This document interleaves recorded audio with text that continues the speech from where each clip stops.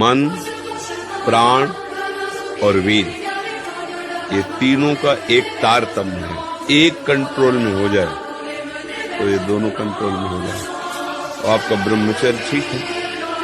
स्वाभाविक बिना प्रयास के आपका मन एक शीतल, एक गंभीर, एक शांत, जहां लगाना चाहो आप एकदम तुरंत लग जाएगा, विक्षेप नहीं। अभ्यास और ब्रह्मचर्य, प्राणों का संयमन, मन का एकाग्र होना, ब्रह्मचर्य ठीक रहना, तीनों का तारतम्य। अभी आप 1 साल ब्रह्मचर्य होंगे, आप फिर देखिए आपके विचार कैसे होते हैं, आपके शरीर में कैसी ऊर्जा होती है, आपका प्रतिज्ञा, आपके वचन, आपकी चेष्टा, आपकी क्रियाएं कितनी मतलब पवित्र और साफ, स्वच्छ, एकाग्र। जवान जो कहती हो हम खा लेते, वाणी जो चाहती हो हम बोल लेते, नेत्र जो देखना चाहते हम देख लेते, फिर मन को एकाग्र किससे करोगे? ब्रह्मचर्य पर दृष्टि डालो, ब्रह्मचर्य का सुधार करो, पूरे आचरण जो करते उनको छोड़ दो और नाम जप करो। अभी आनंदित ना हो जाना तो बताना। आप कुछ समय तक व्यवहार करके देखिए ब्रह्मचर्य का, ये आपको खुद पता चलेगा कितना आनंद प्रदान करता है ब्रह्मचर्य। ब्रह्मचारी को विषय भोग जहर है ऐसा मानना चाहिए। जैसे कितनी भी सुंदर खीर हो, वो कोई हमारे कान में आकर विश्वसनीय कह दे इसमें जहर पड़ा है, हम बिल्कुल नहीं खाएंगे। हमारे शास्त्र कह रहे हैं, महर्षि जन कह रहे हैं कि ये विषय भोग जहर है, महान विषय, ये पूरे जीवन को नष्ट कर देता है। आप किसी भी तरह अपने ब्रह्मचर्य के नाम होने में भोग नहीं करना चाहिए। सोचो भैया, ब्रह्मचारी को बाल भोग नहीं करना, 10 से 1 के बीच में और 8 बजे तक शाम के भोज, इतने में मर थोड़ी जाओगे। अरे यार, कई दिन भोजन नहीं मिला है, कई दिन गंगा का किनारा है, गांव जाने का स्वभाव नहीं था, बस आकाशवृत्ति का सहारा था। कि अगर आप बाल भोग नहीं करोगे तो आप क्या परेशानी हो जाएगी? 10-11 वो तो मिलेगा ही आपको। हमारे तो जीवन में था कि पता नहीं कब मिलेगा, कहाँ मिलेगा, कोई भरोसा नहीं। कभी इतना गुड़ कोई दे दिया, कभी वो जो गंगा किनारे बारी लगाते हैं, वो हे बाबा 2 परेठा लोगे, और भगवान दिए ऐसे मान के गंगा जी में पूरा पा लिया। बड़ा आपको तो निश्चित है कि मन से, वचन से और शरीर से, तीनों से ब्रह्मचर्य होता है। मन का ब्रह्मचर्य, विषयों का चिंतन ना करें, यहीं से नाश प्रारंभ होता है, पतन यहीं से होता है। ध्यायतो विषयान पुंसान संगास्तेषु उपजायते, संगात संजायते कामः, कामः क्रोधो विजायते, क्रोधात् भवति सम्मोहा, सम्मोहात् स्मृति विभ्रमा, स्मृति भ्रंशात् बुद्धिनाशो, बुद्धिनाशात्। शास्त्र के वाक्य बोलने पर मौन और निराश, उदास, हताश व्यक्ति के हृदय में भगवत प्राप्ति की लालसा पैदा हो जाए, ताली बजाने की हिम्मत ना हो। यार, पूरी जिंदगी बर्बाद हो गई। आज महात्मा के वचन सुनकर हमारे हृदय में विवेक जागृत हुआ। आज से भजन में लगूंगा, अबलो नसानी अबनान से। कोई भी सिद्ध महापुरुष का नाम बताओ जो भगवान के भजन के बिना सिद्ध हुआ। गुरुवाणी जी ललकार करके जो 10 गुरु हुए, सब नाम पे हमारे सनातन धर्म के जितने भी सिद्ध महापुरुष हुए, सब नाम से, कबीरदास जी, धन्ना जाट जी, रामानंद सिंह, जितने भी महापुरुष सब भगवान के नाम। राधे राधे महाराज जी। महाराज जी, पिछले 2-3 वर्षों से लोगों से धोखा मिला और भरोसा उठ गया। ये मुझे जन्मों से मिलता चला रहा है, समझ नहीं पा रहे। जन्मों से मिलता चला रहा है लोगों से, क्या अपना मन धोखा दे रहा है, इंद्रियां धोखा दे रही, देख पा रहे हो? इतना समय नष्ट होता चला जा रहा है और मन इंद्रियों की गुलामी से, हम मनमानी आचरण, इंद्रियों के विषय भोगों में हम ठगे जा रहे हैं, हम देख पा रहे हैं। हम अपने पहले धोखेबाज को देखें, इसको सुधार लो, सब सुधर जाएगा।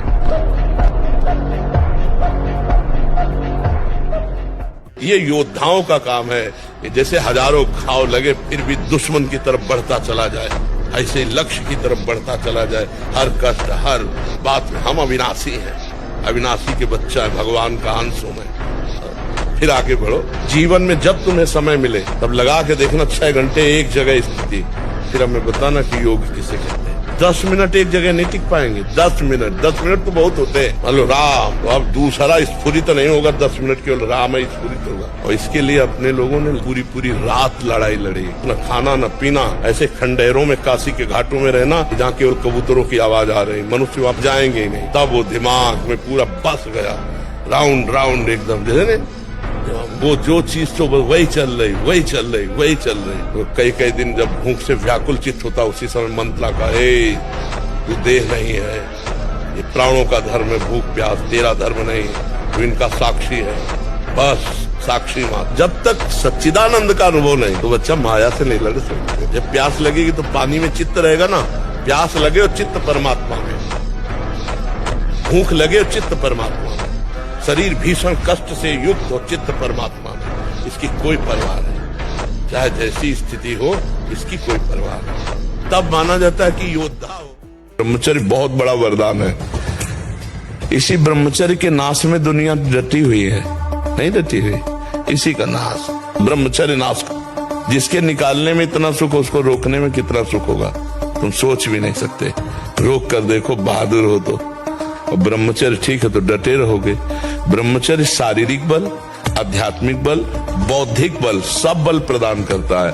नियम में हो जाए तो 10-10, 20-20 वर्ष हो गए, ऐसे साधक हैं जिनको स्वप्न दोष ही नहीं हुआ, ऐसे ऊर्ध्व रेता। तो फिर सत्संग हमारे नाना प्रकार की वासनाओं का नाश करता है, वासनाओं को बढ़ावा नहीं देता। सत्संग का स्वरूप तुम्हारे मन को खुशी नहीं, तुम्हारे मन को मार देगा। सत्संग का स्वरूप तुम्हारे मन को मार करके सच्चिदानंद प्रभु में लगा देगा। महाभागवतों के वचन, भगवान की वाणी तुम्हें भगवत स्वरूप में स्थित करेगी, प्रपंच का बढ़ावा नहीं। चिंगारी को ज्वाला बनने में देर नहीं लगती। अगर हम कहीं धोखे में मान लिया हमारी काम वासना नष्ट हो गई तो फिर गड़बड़ हो जाएगा, क्योंकि दुश्मन को दुश्मन न मानना, घाटे पे पहुंच जाना है। क्षीण होने को मतलब ऐसा लगने लगा कि अब वो वेदना नहीं है, पर वो है, वो सूक्ष्म रूप से है। अगर उसको फूस मिल गया चिंगारी को और हवा अनुकूल मिल गई तो ज्वाला बन जाएगी। एक संत थे, रोज भिक्षा मांगने जाते थे। तो गांव के किनारे एक वैश्या का घर था, तो उनके पास बकरा था, बकरा की दाढ़ी थी। तो पूछते थे, बाबा जी विनोद करते, तुम्हारी दाढ़ी अच्छी या हमारी बकरे की दाढ़ी अच्छी? वो कुछ नहीं बोलते। जब अंतिम समय था, बुलवाया उसको, बुला लाया, बोले बच्चा अब जा रहे हैं, अब हमारी दाढ़ी अच्छी। कि पूरा जीवन पवित्रता से गया। तो उनका महाराज ये तो पहले भी कह सकते, तो बोले विश्वास नहीं। मतलब सिद्ध महापुरुष भगवत मार्ग के पथिक, जब तक शरीर में प्राण तब तक सावधानी, कभी धोखा हो। इसमें सुख है, इसमें सुख है, इसको भोगो, चाहे अधर्म से ही सही पर भोगो, इसको स्वीकार करो, छीनो, चाहे इसे मारना पड़े। यही तो शिक्षा दे रही बुद्धि। बिना तुम्हारी अनुमति के वो नहीं जाएगी। अगर तुमने रोक दिया बुद्धि को कि नहीं ऐसा निश्चय नहीं, वो नहीं करेगी। आप बार बार उसको रोकिए। विद्यालयों में ब्रह्मचर्य की तो शिक्षा नहीं दी जाती, और एक शिक्षा जुड़ गई है कि आप ब्रह्मचर्य छीन करें तो कोई हानि नहीं है, ऐसा डॉक्टर बताते हैं, ऐसा उनको उपदेश मिलता है प्रायः। ऐसा जो उत्साह बढ़ाने वाले लोग हैं वो भी कहने लगे, सर्वनाश कर दिया बच्चों का। तो ये तो बहुत धन्यवाद का विषय है कि आप उनको बैठाल करके ब्रह्मचर्य के विषय में बताएं। और ब्रह्मचर्य के लिए व्यायाम अति आवश्यक है। जैसे बिल्कुल सीधे देहाती व्यायाम दंड बैठक, अगर आप ठीक से ब्रह्मचर्य नहीं रहेंगे तो आप इसका जोरदारी से पालन नहीं कर पाएंगे। मान लो 500 बैठक लगाए और 100-200 दंड लगाए तो अपने आप आपका वीर्य जो है वो संचय होने लगेगा। जीवन को स्वस्थ, विवेकपूर्ण और प्रसन्नता पूर्वक काटने के लिए, ये जीवन प्रसन्नता पूर्वक करें, इसके लिए ब्रह्मचर्य अत्यंत आवश्यक विषय है। प्रार्थना मान लीजिए, यदि आप जीना चाहते हैं सुखपूर्वक, किसी भी स्थिति में 20 वर्ष तक ब्रह्मचर्य नहीं टालना चाहिए। गलत क्रिया, गलत दर्शन, गलत संभाषण, गलत आहार, इसको आप रोकिए। पराई माता बहन का अवसर भी आवे तो भी ये बस ये कि आप हम प्राण त्याग सकते हैं, लेकिन हम गलत आचरण नहीं कर सकते। हम बिना ब्रह्मचर्य के आगे नहीं बढ़ोगे। बहुत हम अनुभव की बात कहते हैं, बहुत अनुभव की बात। ब्रह्मचर्य में एक नवीन उत्साह होता है, ब्रह्मचर्य में एक अजीब शक्ति होती है जो आपको साधन में, गृहस्थी में भी रहे तो संयम से रहे। बस संतान उत्पत्ति के लिए आदेश है, नहीं तो ये जीवन केवल भगवत प्राप्ति के है। भगवत प्राप्ति हो जाए और उसके लिए ब्रह्मचर्य आवश्यक है। और आजकल ब्रह्मचर्य का कोई महत्व नहीं समझ रहा है, नहीं समझ रहा है। केवल प्रवचन किया जा रहा है, केवल प्रवचन सुना जा रहा है, इसीलिए अध्यात्म उन्नति नहीं हो रही है।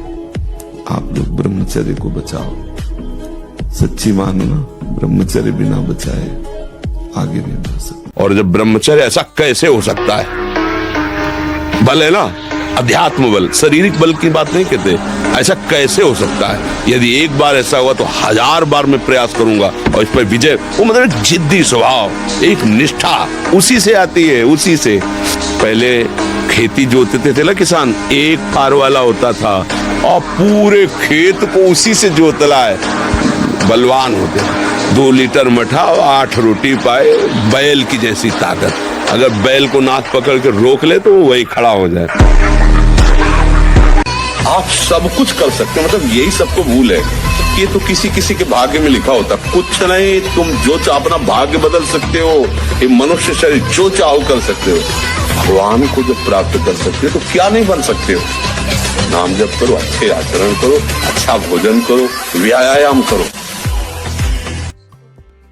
क्या मुर्दे जैसा जीवन, जो इंद्री जैसा चाहे वैसा डाउन कर दे, जैसा चाहे वो हमें शोक दे दे, दुख दे। थोड़ा सा साहसी बनो, तुम भगवान के अंश हो, तुम कुछ भी कर सकते हो, कुछ भी।